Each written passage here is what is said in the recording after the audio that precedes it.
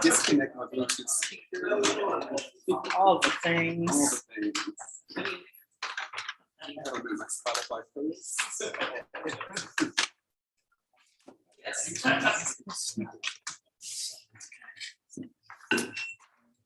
And we are live. Would that be mythical?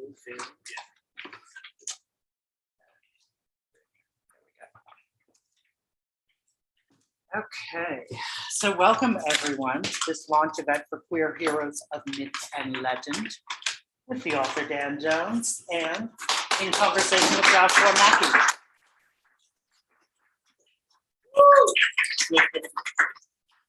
My name is Greg Newton. I am the co-founder, along with my partner Don Jokum, of the Bureau of General Services Queer Division. We have Tannen Reckling, our volunteer for the day, helping us out. So yes, give it up for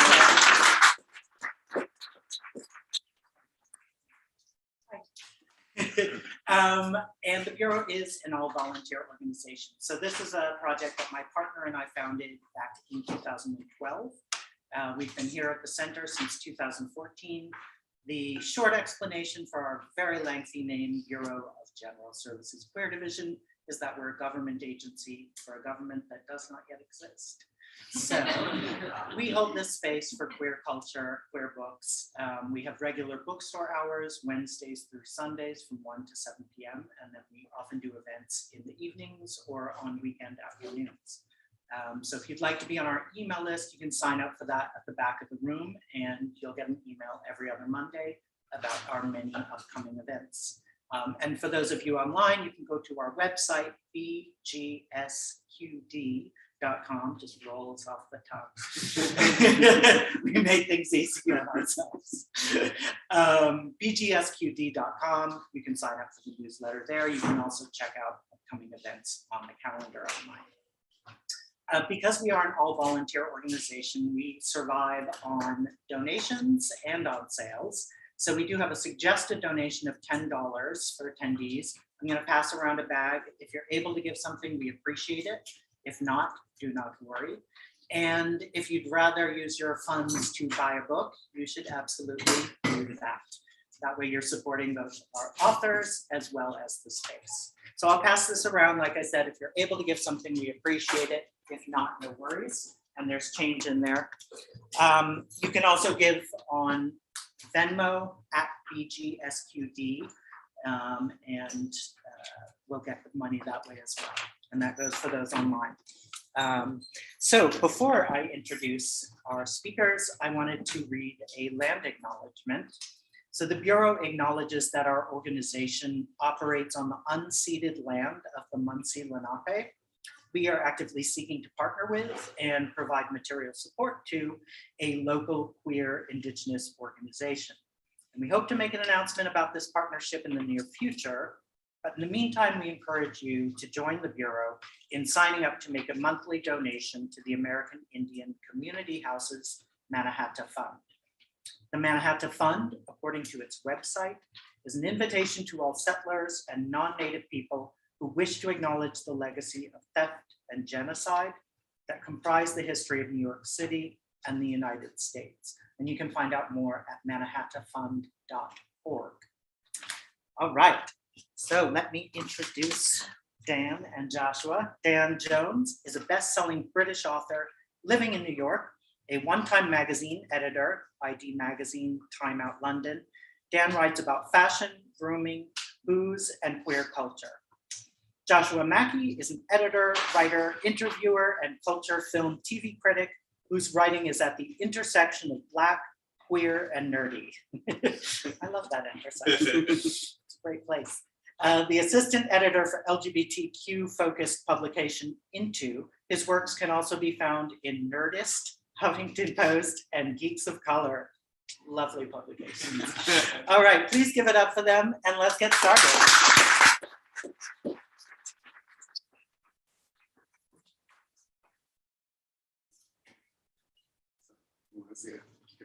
Yeah, sure. Yeah, I feel like we should. Okay. Let's have a reading from the star of the show today, author extraordinaire, Dan Jones. Thank you. I'm going to read the chapter about hair. Pan, my man. Okay, he's the hairy-legged goat daddy of the eternal cruising grounds. Pan is lord of the wild, lusty shepherds, budding fertility, and impromptus, which is improv, music, and theatre, but don't hold that against him. As the goat man wandered Arcadia, the densely wooded heart of the Peloponnese, it became the ultimate queer cruising ground. Imagine the sweet, soft rustle of the undergrowth, the crunch of twigs and leaves underfoot, breathy notes from a set of panpipes, and then the hurried grunts of a hairy-legged man getting off. This was Pan's domain. Although youthful in spirit, Pan is ancient. In mythical terms, he is older even than the Olympians, making his origin story rather murky. Although similar elemental spirits appear in many cultures. He has the thick legs of a goat, a clunky set of hooves, a man's top half, albeit with a pair of shiny horns, and an insatiable urge to play music, jack his beanstalk, and nap. The god of creative fervor, physical energy, and siesta, Pan is naturally thought of as the god of sex and sexuality too. He took a male lover, a Sicilian shepherd named Daphnis, who created pastoral poetry and met an untimely end at the hands of a jealous nymph. A 1st century Roman marble sculpture after a Greek original at the National Archaeological Museum in Naples shows Pan and Daphnis together, with Daphnis trying to play a set of pipes and Pan kind of overbearingly yawn-reaching around him. Pan inspired a sort of rustic worship with shrines and statues rather than temples. But it was in the late 19th century that Pan truly made his mark on contemporary culture. In the late 1890s, Western society was Pan crazy. While Dracula, Frankenstein, and the strange case of Dr. Jekyll and Mr. Hyde all explore monsters that lurk within all men, academic Victor Emco points out that this Victorian Pan reboot coincided with the emergence of gay male identity. Emco nods to several works like Arthur Macken's Victorian horror story, The Great God Pan in 1894, about an outbreak of gay panic in the pearl-clutching atmosphere of Victorian London, and E.F. Benson's Pan-powered The Man Who Went Too Far, 1904, which showed the awful things that could happen should queerness be allowed to flourish. On the sidelines, occultist Aleister Crowley, who's a sort of real-life Doctor Who steampunk villain, led a ritual known as the Night of Pan, where Crowley's followers would slip into a trance in the horny god's name. But for everyone else, Pan meant psychic trouble. It's easy to see how this half-man, half-goat became the embodiment of duality, the human versus the untamed animal nature that Victorians so feared. That some might hide a sort of queerness within became this terrifying, panic-inducing idea. In fact, the word panic derives from Pan himself. It must have been hard for Victorians to ignore the eye-poppingly graphic depictions of Pan left over from ancient times. Statues with gigantic phalluses, or depictions of Pan getting hot and heavy with a goat. For the Victorians, this freewheeling animalistic god embodied a fear of sexuality, with Pan signifying queerness itself. But this god of the wild was ultimately acting on his most innate urges. Does this mean his endless gay romping in the woods could have been, well, kind of natural? The Victorians struggled to explain it and instead emphasized the cloven feet and goat horns that lent Pan a certain satanic edge. Pan continues to clock through pop culture, from the truly odd comedy fantasy movie Seven Faces of Dr. Lau from 1964, where he seduces Barbara Eden with a set of pipes, to Tim Curry's horned god Darkness in Ridley Scott's fan favorite Legend from 1985, and Guillermo del Toro's Pan's Labyrinth in 2006. But the most faithful queerish depiction of Pan is in Armistead Maupin's cult classic novel Tales of the City from 1978, in which Michael Tolliver, a man who has escaped the Bible Belt with his oppressive Victorian values, finds true gay liberation in San Francisco. One Halloween, he dresses as the one character that can embody this new freedom, Pan. His horns were outrageously realistic, writes London. His mock chinchilla home yardage coat haunches jutted out from his waist with comic eroticism. His belly was flat, his pecs were the pecs of a man who hardly ever cheated at the bench press of the wild. If the Victorians feared the way Pan connects us to our animalistic nature, by the era of Tales of the City, this queer thread to our inner true nature is to be celebrated, not suppressed. As Michael readies himself before leaving the house, Maupin writes, Pan is on the rampage tonight. Thank you.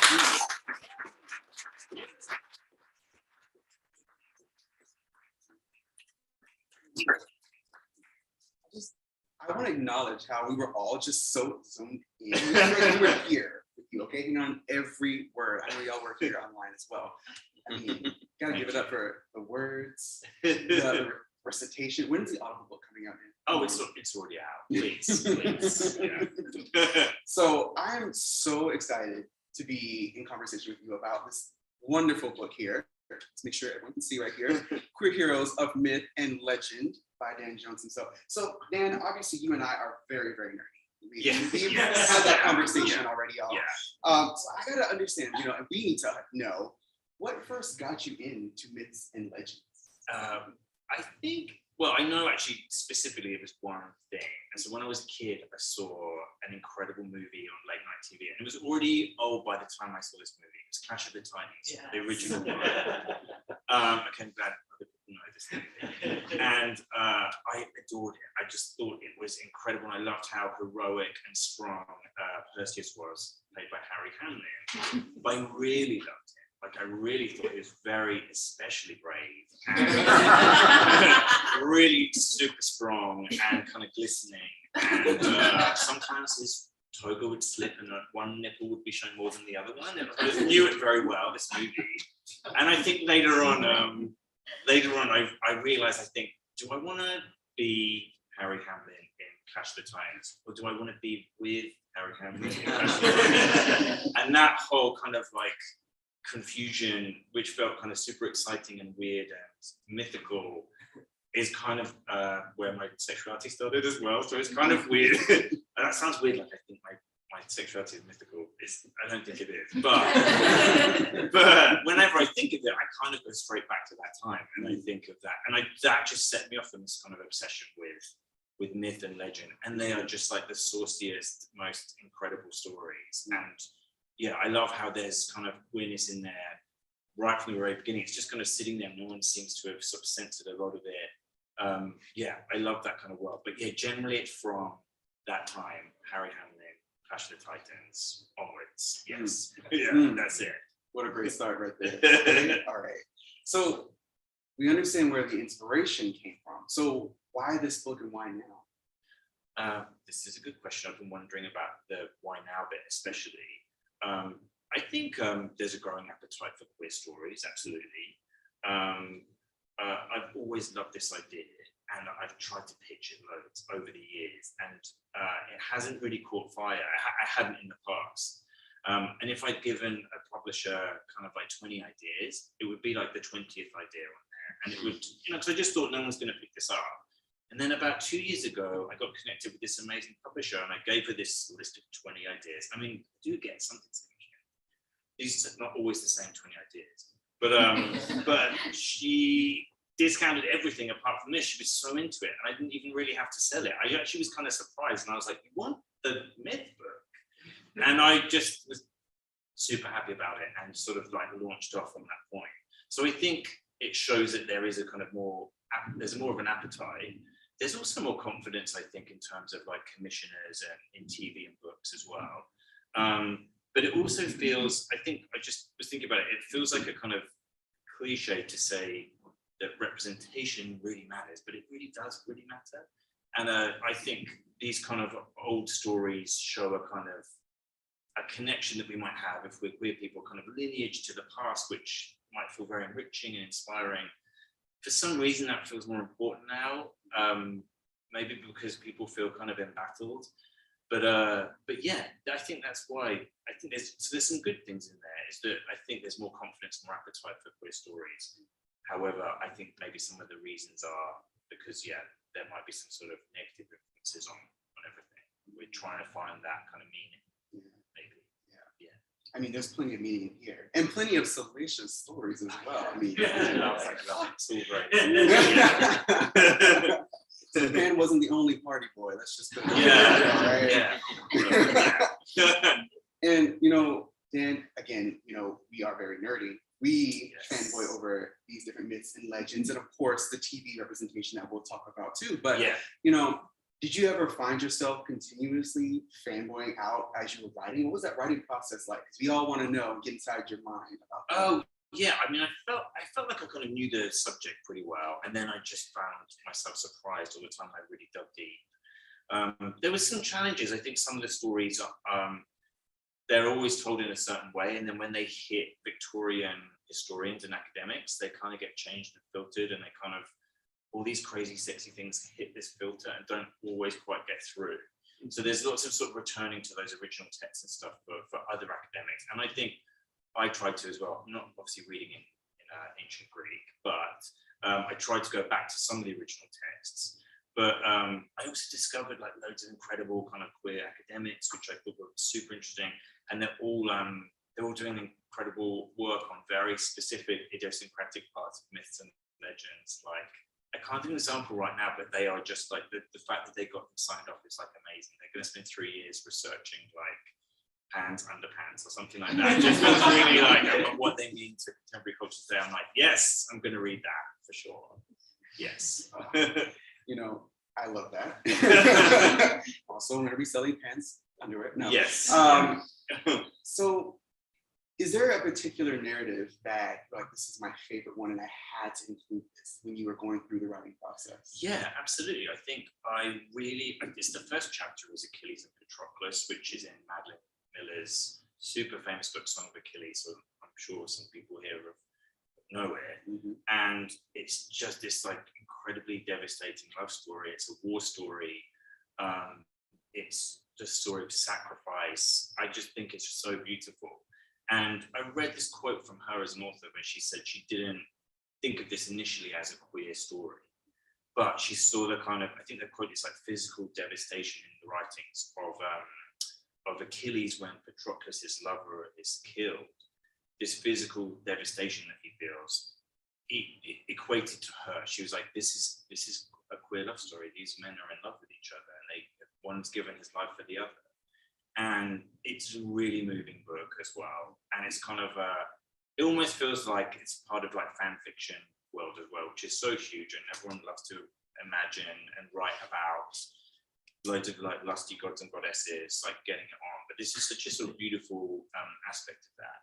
And I've got another favorite as well, which is much more contemporary, but it has a very mythic feel. Xena, Warrior Princess. Yeah. Love it. Yes. It's so amazing. And it just says so much about culture at that time. I think it was out, the first season was in 95. And it was in 97 that Ellen DeGeneres, is a slight tangent, but it makes sense. Ellen had her coming out episodes in 97, but it like kind of ruined her career in that time. There was such huge pushback around that time of Ellen coming out and the character in her sitcom. And the guys from the network, maybe they're not just guys, but I'm going to call them that. The guys at the network were like, oh, you could come out, but maybe you could get a puppy instead. Is like the famous thing. I think the episodes are called like when Ellen gets a dog or when Ellen gets a puppy to sort of take a piss. But basically, she pushed for it. It was amazing. 42 million people watched it. But it kind of within the next 2-3 years, like the show kind of died in season 5 from being like one of the biggest shows on TV. And there was a huge pushback from sort of evangelical groups who were pressuring advertisers to not advertise on that network. So that's 97, but in 95, Xena comes along and it's clearly a lesbian show. It's just it's the gayest thing you'll ever see. And it's sort of really wonderful and lusty and hilarious. It's made by Sam Raimi, so it's got loads of humor in it. And it ultimately, over season by season, everyone knows, everyone working on Xena, in Xena, watching Xena, more or less, everyone knows that they're watching a lesbian show.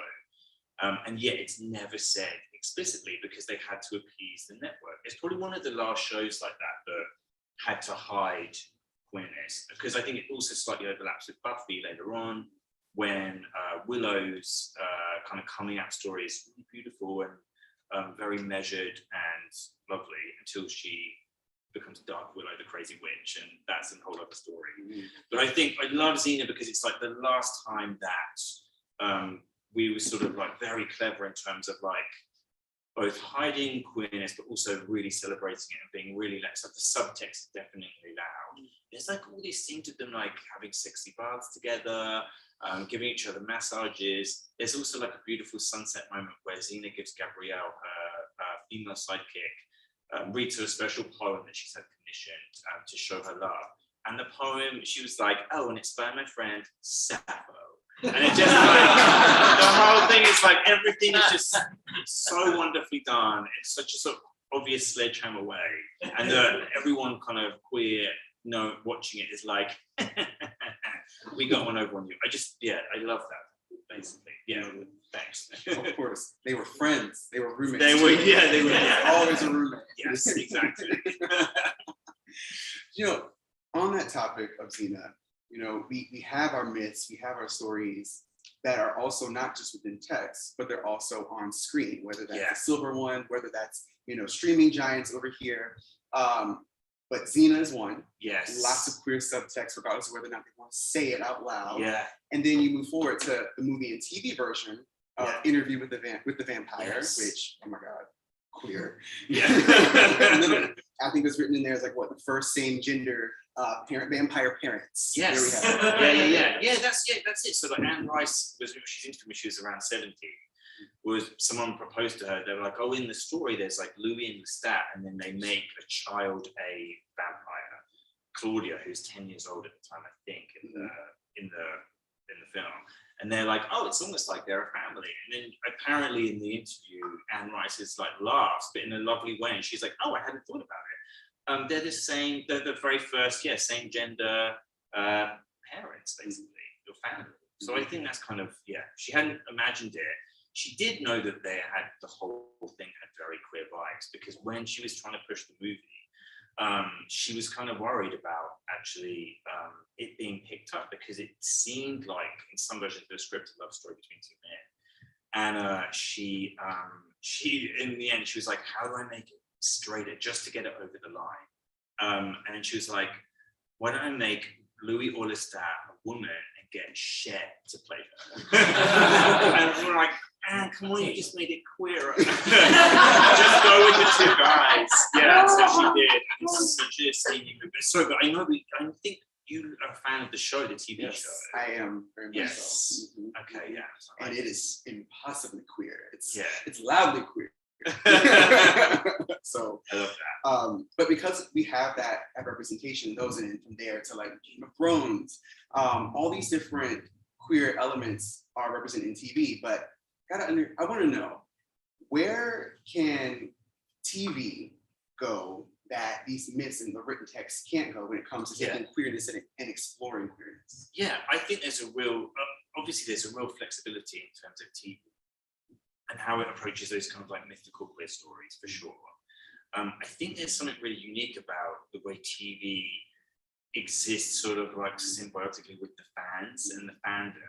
And even, not to go on about Xena, but even with Xena sort of came about around the same time that we were kind of all first going online. There was kind of AOL forums where fans would start discussing the show. And same with Buffy as well. So this is sort of like late 90s, I think, by this point.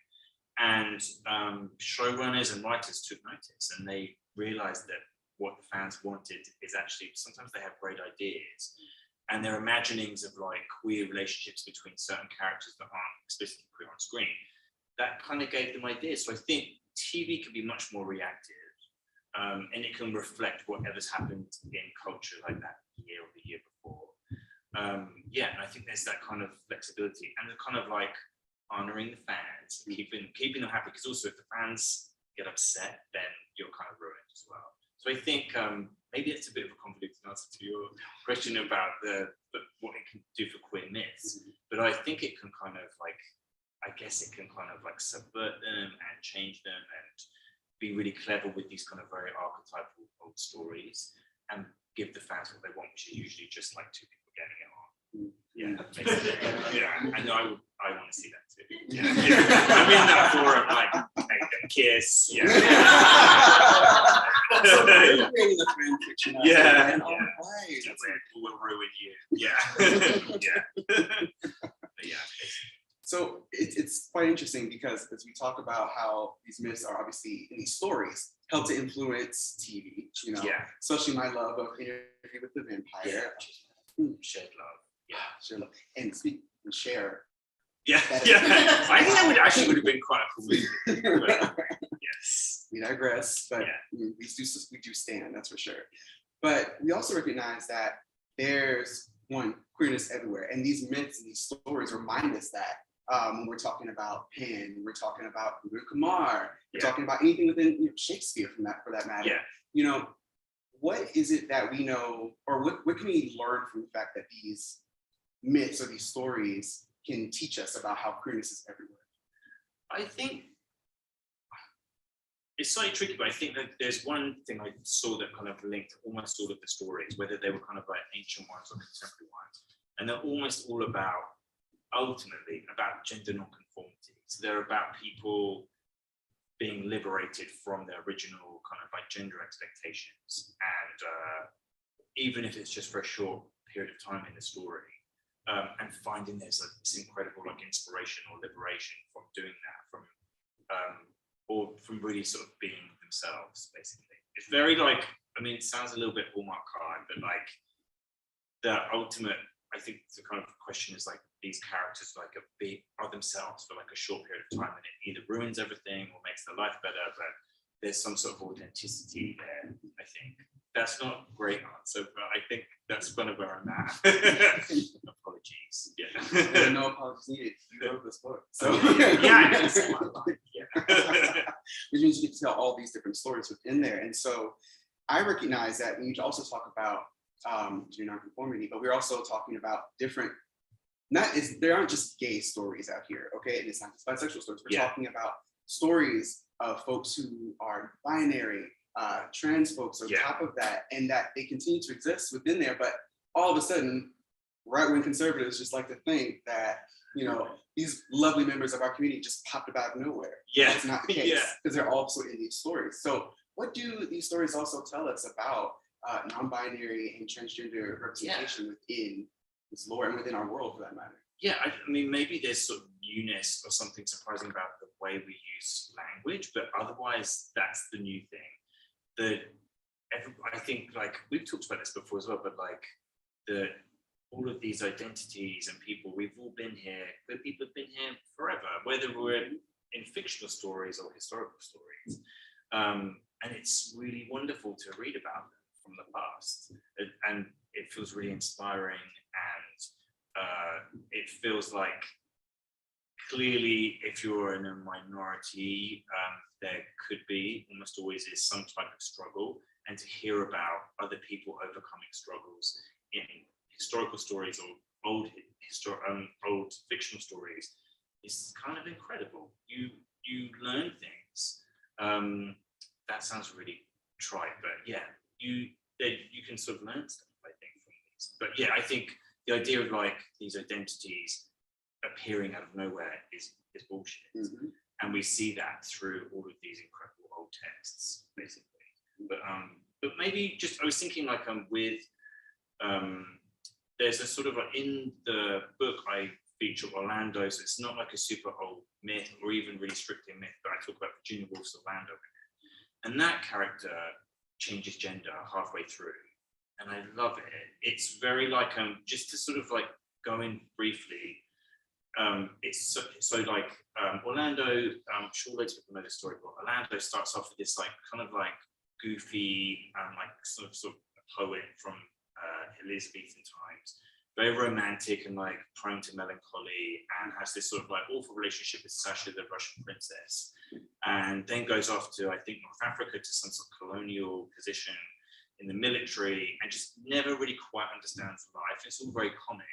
And then one day, Lord Orlando wakes up as Lady Orlando, and it's completely it's almost sci-fi in that it just is completely unexplained.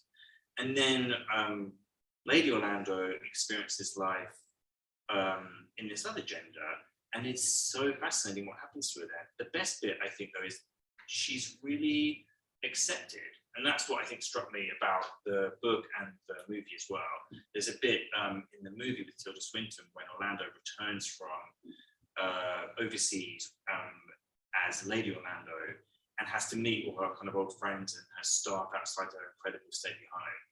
And they don't die from seeing her as a woman. They don't like fall over.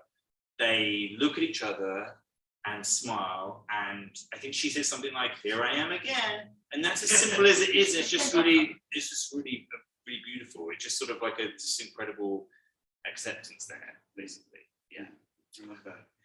I also love how you already mentioned about poetry, melancholy, and I like to think about how incredibly queer both of those are. But also add unrequited love as well as longing. It's all the best love. Yeah, the best emotions. The queerest, you're right. Always. We're gonna steal that. So also moving on, one thing that we've all have, if you're not, scouring through Twitter, glued to the news like I am consistently, we may miss that there are tons of different right-wing attacks on LGBTQ plus folks, right? And so we have, at least within the US, last time I checked in the ACLU, there were 474 bills that came through. Just, legislation popping up. And whether that's directly geared towards preventing children from understanding gender and sexuality, all the way to also attacking drag artists. And I feel like it's very interesting because, as you were talking about, different identities have existed forever, and they're highlighted within these texts. I mean, y'all will just find everything out here, front to back. But you also highlight drag. There's a couple of things, whether it's the Order of the Caranea, Viola, in the 12th night, or 1,000 nights on top of Kamar within there. What do these stories tell us about drag representation? Well, again, like this drag, you could think of drag as a temporary identity, I guess, and that it is also super ancient. It's actually like, just as an aside, like in the UK where I'm from, it's a kind of aspects of drag are like family friendly. Like everyone, when you grow up as a kid, goes to these huge holiday time plays called pantomimes, and there's always a drag performer, the ugly sister or whatever. There's always a drag, like British kids grow up like seeing like kind of bad drag queens, like but they see it like it's just like this sort of family thing in the UK, and it feels really. I know there's different types of drag, but it feels so weird to think that again, like there might be something new, or there's just a sort of ancient lineage there. But I think you mentioned Viola in 12th Night, which is in the book, and that I think that shows a sort of Viola. It's a female character. They for some reason I couldn't quite work out, but when Viola's shipwrecked, she has to go and disguise as a man, so she becomes Cesario. She becomes and Duke Orsino is the king of the court, or the Duke of the court rather, and sends Cesario, i.e. Viola, on a mission to deliver a love letter. And so the woman, I think, I can't remember, Olivia maybe, not important. Check but, it's in the book.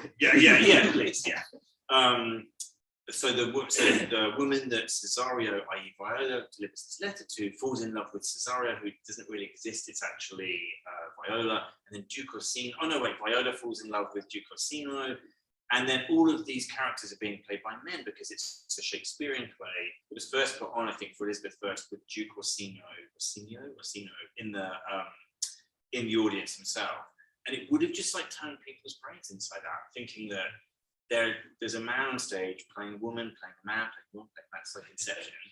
And it just feels, I don't know, there's something sort of really fascinating and liberating about sort of that temporary change of identity, I think, which is really important to learn from. So it's not like just like the whole sassiness of drag I totally love, but there's the idea of like being able to kind of like shift identities is really wonderful. At the end of almost all of the stories where people are in disguise or in drag or whatever, they usually go back to how they were before in the original bit of the story. And it's a kind of writer's way to sort of say, don't worry, it wasn't too scary. Everyone's gone back to their very heteronormative world and roles and the expectations of the gender. Everything's fine. Nothing's really changed. And yet everything's changed because everyone's been given a taste of life that they're not normally privy to. And everyone's kind of like mentally liberated, even the audience. So yeah, it's very like, I mean, 12 Nights like a total mindfuck. Like there's just like no idea what's going on half the time. But it's just really fascinating and liberating, I think. Is that okay? Yeah. It's more than okay. Yeah, okay. Right? Was that okay, y'all?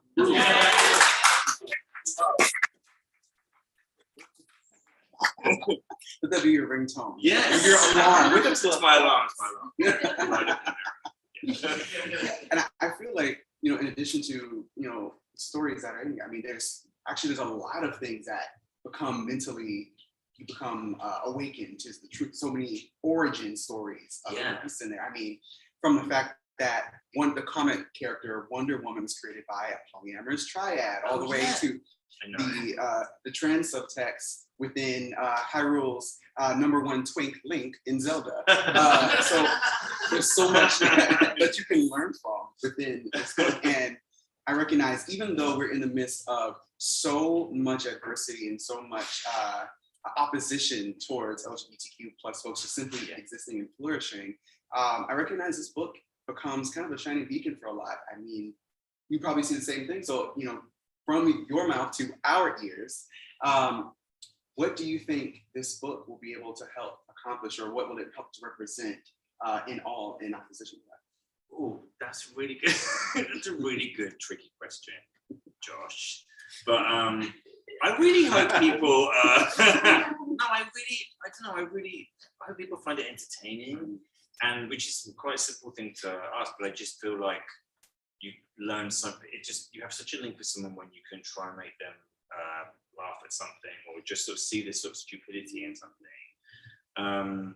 But I think I'm not sure. I think I spoke a bit before about gender non-conformity and those temporary identities of drag and that kind of thing. I think that idea of liberation from realizing that you don't have to dance the beat of a certain drum, you don't have to conform to gender expectations at all, is really incredibly liberating for people. I also think that all of these stories and all of these queer heroes aren't just they're not just for queer people, they're really universal. And I really hope that I think you talked about the laws before, the bills going through that are anti-LGBTQ plus, books being banned as well. And I feel like it's more than a shame, but I would just say right now, it's such a shame because everyone has a right to these stories and can learn from all these kind of queer characters and queer situations, even if they're not queer. I think they're still really fascinating and they're really meaningful. Again, going back to that gender conformity bit, the idea that you don't have to conform to gender is so mind-blowing and continues to be for so many people that I think, I hope this book sort of shows that. Maybe in a sort of stealthy humor kind of way. I hope there is that kind of message in there that people take that from the book. Absolutely. I know I did. Oh, that's for sure. So, yes. I mean, it's quite a feat to be able to, one, highlight just so many wonderful things about our community, and also to show that we've always been around. Yes. We influence every aspect of culture that exists. And to have this in this beautiful book right here for all of us to have access to, it's just an amazing thing. So you brought this to our world. Yes. Collected all these books. And I think with that, Dan, taking you out of the hot seat, let's see if we have some questions from our wonderful crowd out here. Do you have any questions for the author extraordinaire, Dan When Johnson? I'm in an audience, I'm always please no one have questions. But also, if you do, that's also wonderful. Yeah. Yes. What was the myth that you learned the most from, that you personally took away? Oh, there's a really surprising one. Maybe, I don't know if I just was really shocked by it, and it's quite contemporary, and it's actually, I wrote the guy's name down. I basically found this academic online called Golan Moskowitz, and he has done so much work on Maurice Sendak, who wrote Where the Wild Things Are. And I think maybe everyone knows and I didn't, but I didn't realize that he was gay. He came out when he was 80, I think. And he wrote Where the Wild Things Are on Fire Island in the 60s. He'd go there all the time. And I was just wait, so these big hairy monsters in the bushes are from Fire Island? and this makes so much sense. But I think I just I don't know, I just found it really charming. So I think God in the Academics writes a lot about we very rarely sort of see Maurice Sendak in terms of like his Jewishness and his queerness. And so that just felt very important to me. I was like, oh yeah, I totally hadn't thought that, and I didn't know about that. And I just love the idea of these like Fire Islands hairy dudes in the bushes. I thought that was really hilarious. Yeah, so that was one of my favorite ones, I think. The surprise one for me, definitely. Any other questions? Yes. Dan, you know Judy Grant's Another Mother Tongue? No, I don't. Tell me about it. I will. She's still alive. Poet, lesbian poet, activist. It also gathers a lot of queer myths and talks about queer culture, and that's from the 70s. Oh, nice. Anyway, Oh, it made me think of this. do you have it in stock? We should. It's out of print. But I can get that. And also, I'm working on the sequel at the moment with Villains of. That's great. Yeah, so maybe that could feed into it. you should definitely read Bad Days if you have. Yes, I'm I was like, should I not read it just so I'm not influenced? I don't know. Oh yeah, but anyway, I would love to. Yeah, I know of Bad Days, and the design of it's so cool. It's great. Yes. I heard that Queer Villains is coming up, right? Yes. Yeah. Thank you. Yes. In what context? Queer villains, historical or TV? It's going to be the same concept as this, but we're gonna flip it onto villains because it feels like every villain is queer anyway. So all British, But in myth or in British? myth and legend, yeah, there'll be the British or myth and legend, yeah, maybe all British and brackets, yeah. But I've got loads of sort of quite contemporary ones, but I think I kind of I used up a lot of my villains as heroes because a lot of them are very problematic, like Zeus and Poseidon, and they're in this one, and they're heroic in a way, but they're also just completely filthy as well. So they're also villains. Maybe I'll put them both. Anyone else? Yes, please. Thank you so much, Dan. I've learned so much. Oh, Not least that Americans don't do panto. I. I'm glad what they do it this time. Yeah, so look, it's a panto is the thing that like all, like I said before, all British kids end up going to, and you become very literate with drag, just like at the age of like 2. Basically. Yeah. My question was, what do you think we could be doing to get more of these myths into national curriculums? Oh, I think that would be that would be amazing. I have no idea how to do that. Hold on. I would take out a few of the a couple of words from my book, and then I would post it, mail it to every school. Yeah, I would definitely do that. I'd get my a sort of like maybe slightly toned down version of my book, not toned down in queerness, toned down in expletives and sexiness. But yeah, I don't know. Actually, that would be amazing because I think it would be great to highlight the kind of queerness that's already there in a lot of these myths in school. Or I would also, so send out my book, and then I'd maybe send a link to Clash of the Titans for every child. Every child must see it. Yes. Oh, that's definitely where I first learned about myths. I was thinking about it. Oh yeah, what from like old fantasy films? Oh, from school. Yeah, you're right. I'd actually never heard anything. And so that is also where you kind of develop your sexuality at that age at school, and I just think it would be cool if there was more. Yeah, that's a brilliant idea. Let's talk about it. We're gonna do it. Yeah.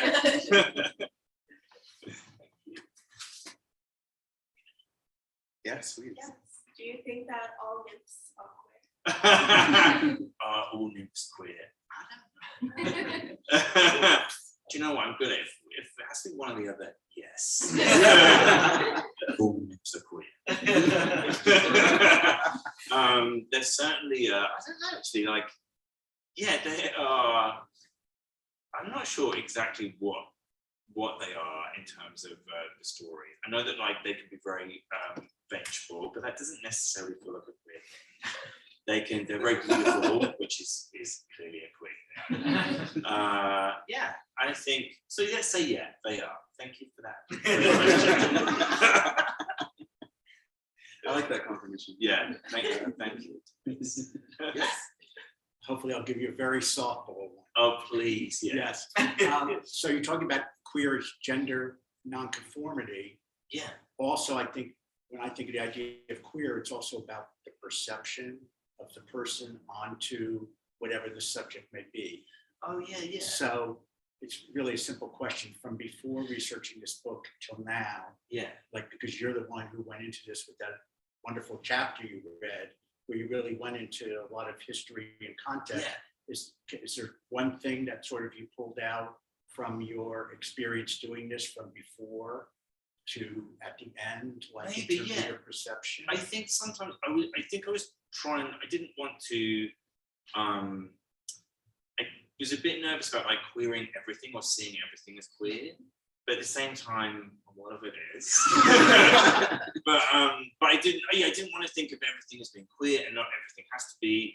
But yeah, I think probably actually this is really bad because it doesn't seem academic at all, but like probably an instinct. Maybe my instinct changed a bit for these stories. That I was like, this seems pretty gay. Is it? And then I think I kind of like kept sort of very sort of fair-minded, right? Because not everything was. But by the end, I think my instinct was like pretty strong. Yeah, I hope so. Yeah, yeah. Thank you. Yeah. I'm curious because you've done so much research that spans centuries. If you sort of tracked cultural shifts in terms of the representation, like you talk a little bit about the Victorian era. I just wonder if there were other sort of touch points historically where you saw a wave of more visible queer representation.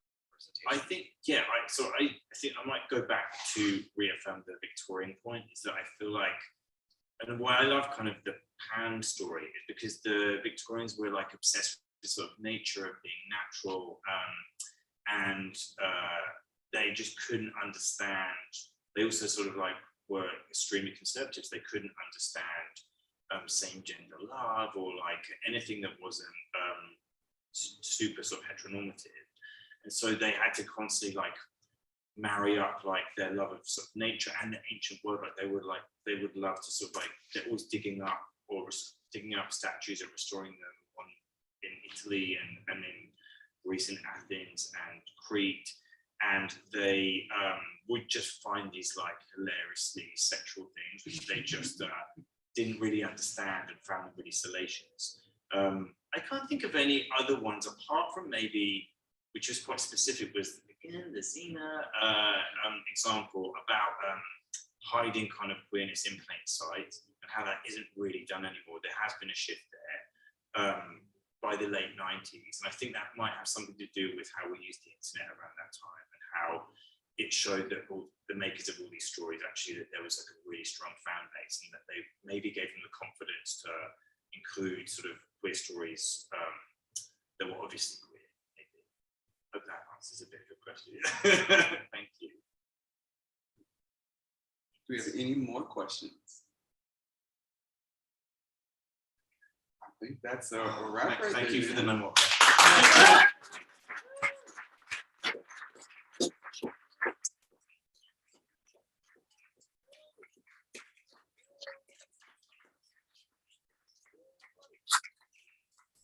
Okay. And Dan, We're I done. take it you'd be happy to sign copies. Oh yeah, absolutely. Yeah, I'd love to. All right. Thank you. Good. Thanks so much. Thank you both. And thanks so much to Greg and the Bureau and Hannah at the back. Thank you. And thanks to Liz as well from Octopus Books as well. Let's give a round of applause.